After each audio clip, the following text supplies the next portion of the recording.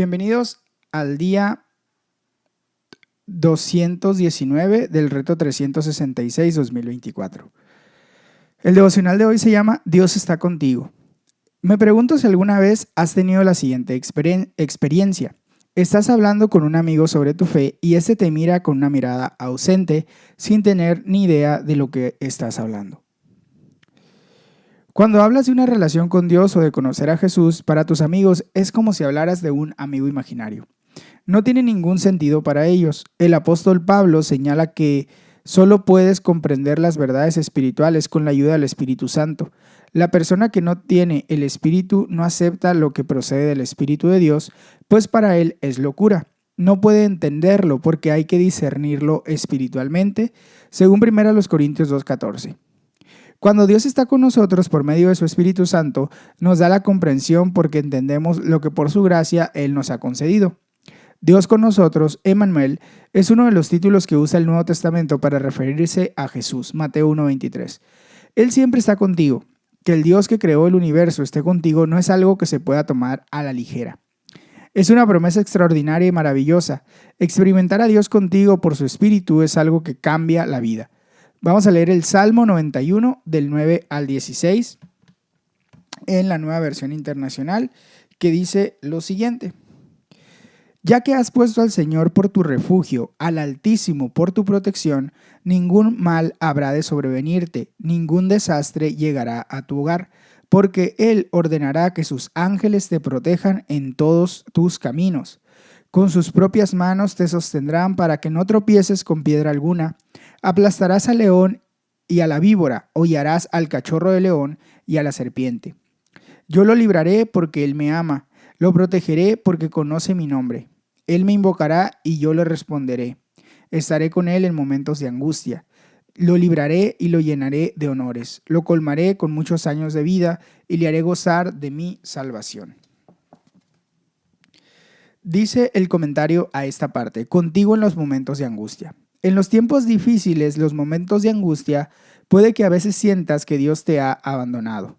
En tiempos así, escucha las promesas de Dios que ha hecho para ti, las cuales están por encima de tus sentimientos y emociones. Este salmo trata de la protección de Dios y te anima a no tener miedo. Ya que has puesto al Señor por tu refugio, al Altísimo por tu protección, ningún mal habrá de sobrevenirte, ninguna calamidad llegará a tu hogar. Puede que esto parezca la receta para una vida libre de angustias y problemas, pero el salmista continúa diciendo, yo lo libraré porque Él se acoge a mí. Lo protegeré porque reconoce mi nombre. Él me invocará y yo le responderé. Estaré con Él en momentos de angustia. Con esto queda claro que aquellos que aman al Señor no se ahorrarán tener tribulaciones. Dios no promete una vida libre de ellas, sino que promete que te rescatará, te protegerá y responderá a tus oraciones. Por encima de todo, promete que estará contigo en las tribulaciones. Esto es lo que marca la diferencia. Aún en los momentos de mayor oscuridad, Él está contigo. Nunca estás solo. Oramos, gracias Señor, porque estás conmigo en los momentos de tribulación. Gracias por tu rescate, protección, liberación y por tu respuesta a mis oraciones. Señor, hoy te invoco otra vez. Primera a los Corintios capítulo 2 versículos 6 al 16. Vamos a leerlo. Primero, déjenme ubicar Primera de Corintios.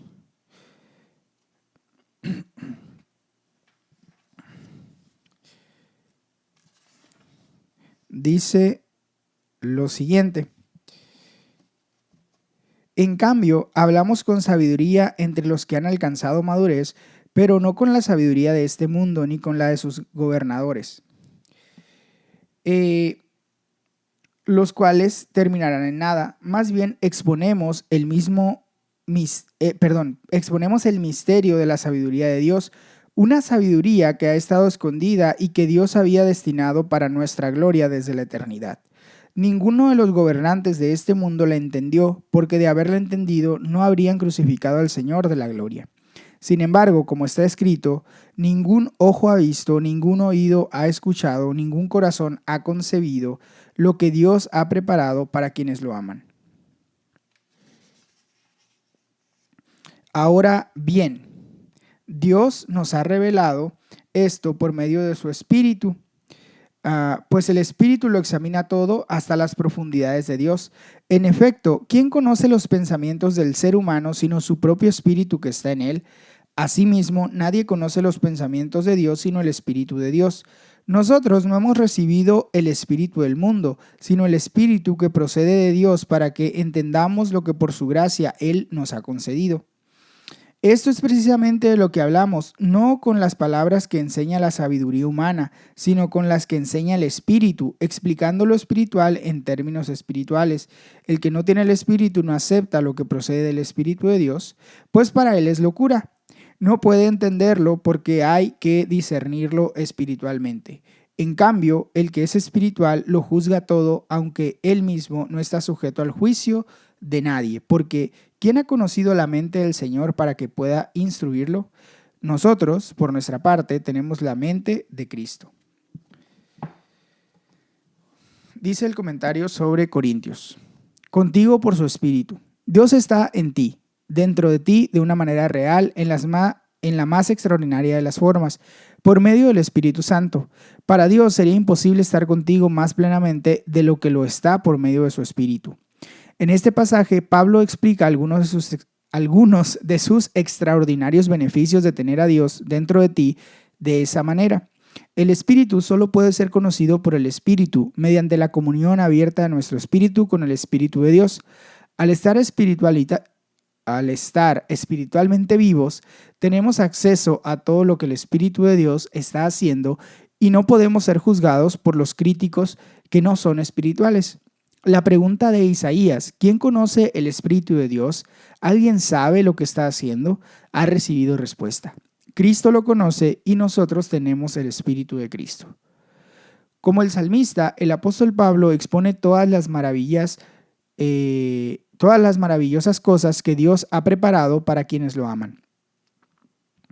Pablo compara la sabiduría de Dios con la sabiduría de este mundo y la de sus gobernantes, los cuales terminarán en la nada. La sabiduría secreta de Dios nos ha sido revelada, las maravillas de la vida, muerte y resurrección de Jesús. Los gobernantes del mundo no lo entienden. De haberlo entendido, no hubieran crucificado al Señor de la gloria. La sabiduría secreta de Dios es asombrosa. Ningún ojo ha visto, ningún oído ha escuchado, ninguna mente humana ha concebido lo que Dios ha preparado para quienes lo aman. En su libro True Spirituality, verdadera espiritualidad, Bugach Robert subraya que hay un cuádruple proceso mediante el Espíritu Santo, mediante el que el Espíritu Santo nos revela la sabiduría de Dios. Primero, el Espíritu Santo conoce lo que ningún ser humano podría conocer, la mente y los pensamientos de Dios. El Espíritu lo examina todo, hasta las profundidades de Dios. En efecto, ¿quién conoce los pensamientos del ser humano sino su propio Espíritu que está en él? Asimismo, nadie conoce los pensamientos de Dios sino el Espíritu de Dios. El Espíritu Santo revela. El Espíritu Santo no se guarda su conocimiento de la sabiduría de Dios para sí mismo, sino que lo revela a aquellos en quienes mora. No hemos recibido el Espíritu del mundo, sino el Espíritu que procede de Dios, para que entendamos lo que por su gracia Él nos ha concedido. Has recibido el Espíritu que viene de Dios y está contigo. Él te posibilita entender la sabiduría secreta de Dios, aunque por supuesto nunca podremos alcanzar a desentrañar las profundidades de Dios. Como dice Pablo más adelante en su epístola, en esta vida vemos de manera indirecta y velada, como en un espejo, aún no vemos cara a cara. El Espíritu Santo inspira. Pablo fue inspirado por el Espíritu para transmitir la sabiduría del Evangelio a los demás. Esto es precisamente de lo que hablamos, no con las palabras que enseña la sabiduría humana, sino con las que enseña el Espíritu, de modo que expresamos verdades espirituales en términos espirituales. De manera similar, el Espíritu te enseña qué decir para que puedas expresar verdades espirituales en términos espirituales. Por lo general, mediante las palabras de los apóstoles inspiradas por el Espíritu que están registradas en el Nuevo Testamento. Puedes compartir palabras de acuerdo con las Escrituras que dirijan a la gente a Jesús. El Espíritu Santo ilumina. Simplemente no puedes comprender las verdades espirituales sin el Espíritu Santo. El que no tiene al Espíritu No acepta lo que procede del Espíritu de Dios, pues para él es locura. No puede entenderlo porque hay que discernirlo espiritualmente. Cuando Dios está contigo por medio de su Espíritu, puedes en efecto comprender la mente del Señor. De hecho, tenemos la mente de Cristo. Oramos, Señor, gracias por la asombrosa verdad de que estás en mí por tu Espíritu. Oro para que hoy tenga la mente de Cristo en todas mis decisiones y conversaciones. Oro para que tengas las palabras espirituales para expresar las verdades espirituales. Primera de Crónicas 2:22 al 23:32. Vamos a leerlo. Eh,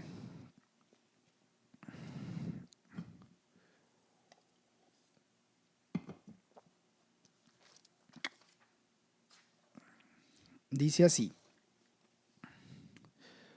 Luego David ordenó que se reuniera a los extranjeros que vivían en territorio israelita. De entre ellos nombró canteros que labraran piedras para la construcción del templo de Dios. Además, David juntó mucho hierro para los clavos y las bisagras de las puertas, también bronce en abundancia. Amontonó mucha madera de cedro, pues los habitantes de Sidón y de Tiro le habían traído una gran cantidad de madera de cedro. Mi hijo Salomón, pensaba David, es muy joven e inexperto, y el templo que hay que construir para el Señor debe ser el más grande y famoso de toda la tierra. Por eso dejaré todo listo. Así que antes de morir, David dejó todo preparado. Luego llamó a su hijo Salomón y le encargó construir el templo para el Señor, Dios de Israel. David dijo a Salomón: Hijo mío, yo tenía la intención de construir un templo para honrar el nombre del Señor mi Dios. Pero el Señor me dijo: Ante mis propios ojos has derramado mucha sangre y has hecho muchas guerras en la tierra. Por eso no serás tú quien construya un templo en honor de mi nombre. Pero tendrás un hijo que será un hombre pacífico. Yo haré que los países vecinos, que sean sus enemigos, lo dejen en paz. Por eso se llamará Salomón. Durante su reinado, yo daré a Israel paz y tranquilidad. Él será quien me construya un templo en honor de mi nombre. Él será mi hijo y yo seré su padre. Yo afirmaré para siempre el trono de su reino en Israel. Ahora, hijo mío, que el Señor tu Dios te ayude a construir su templo, tal como te lo ha prometido. Que te dé prudencia y sabiduría para que cuando estés al frente de Israel obedezcas su ley. Él es el Señor tu Dios. Si cumples los estatutos y leyes que el Señor entregó a Israel por medio de Moisés, entonces te irá bien. Sé fuerte y valiente, no tengas miedo ni te desanimes. Mira, con mucho esfuerzo he logrado conseguir para el templo del Señor 100,000 talentos de oro, 1,000,000 de talentos de plata y una incontable cantidad de bronce y de hierro. Además he conseguido madera y piedra, pero tú debes adquirir más. También cuentas con una buena cantidad de obreros, canteros, albañiles, carpinteros y expertos en toda clase de trabajos, en oro, plata, bronce y hierro. Así que pon manos a la obra y que el Señor te acompañe. Después David ordenó a todos los líderes de Israel que colaboraran con su hijo Salomón. Les dijo: El Señor su Dios está con ustedes y les ha dado paz en todo lugar. Él ha entregado en mi poder a los habitantes de la región y estos han quedado sometidos al Señor y a su pueblo. Ahora pues busquen al Señor su Dios de todo corazón y con toda el alma. Comiencen la construcción del santuario de Dios el Señor para que trasladen el arca del pacto y los utensilios sagrados al templo que se construirá en honor de su nombre. Capítulo 23 de primer libro de Crónicas. David era muy anciano cuando declaró a su hijo Salomón, rey de Israel. Reunió a todos los líderes de Israel junto a los sacerdotes y levitas. Entonces contaron a los levitas que tenían más de 30 años. Resultó que eran en total 38,000 hombres.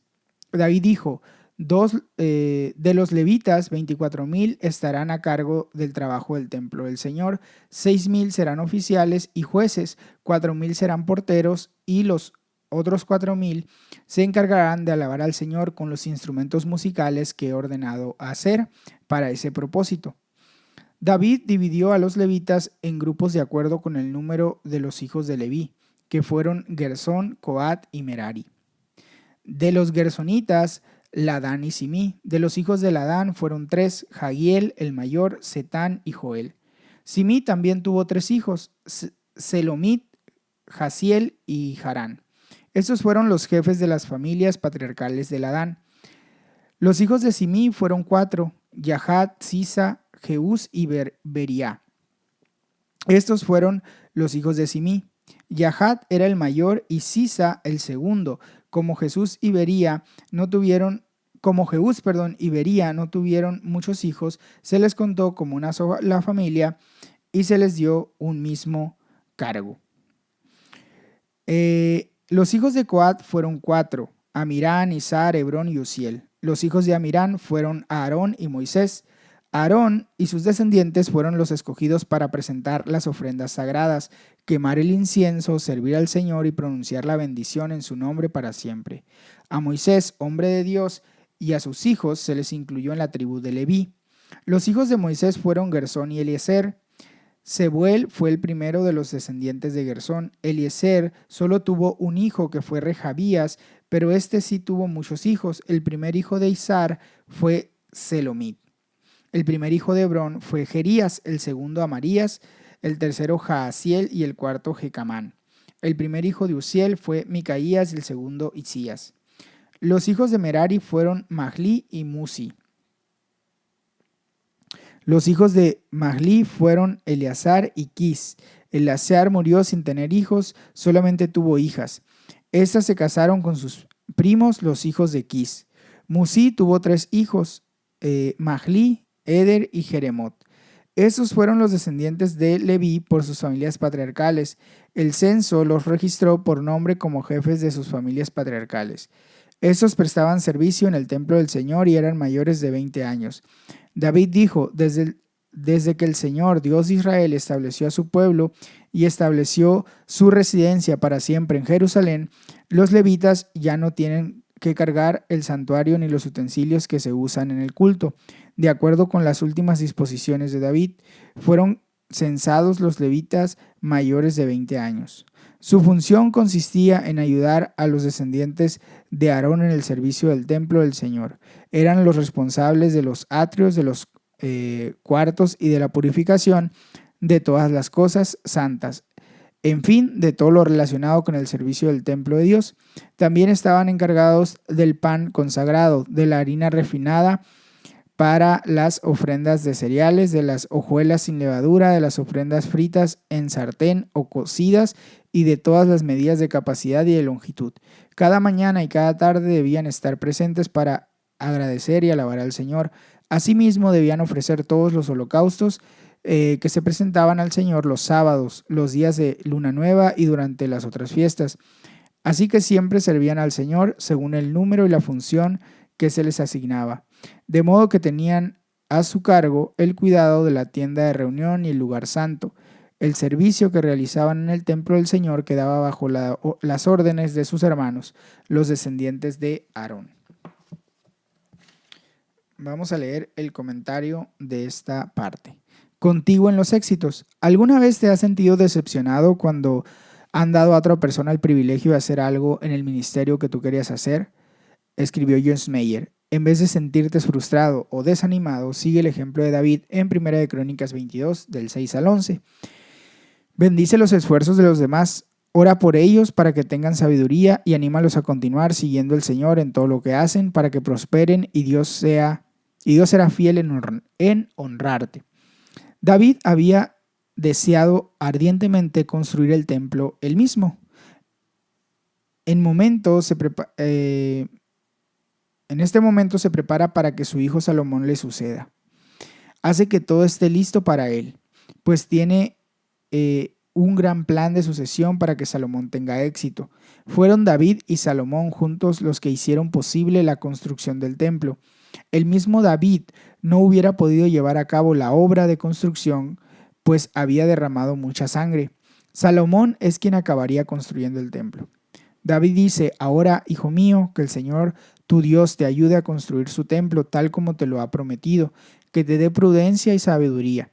Sé fuerte y valiente, no tengas miedo ni te desanimes, así que pon manos a la obra y que el Señor te acompañe. El Señor no estaba solo con Salomón.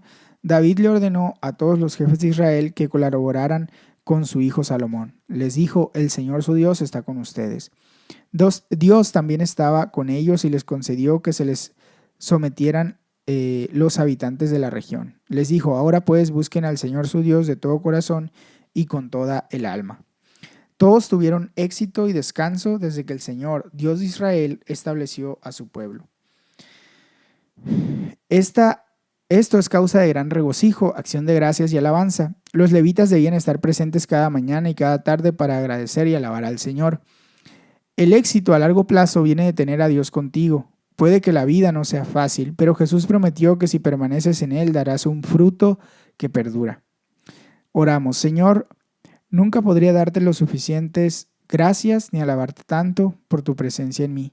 Gracias porque me prometes el éxito y el reposo duradero.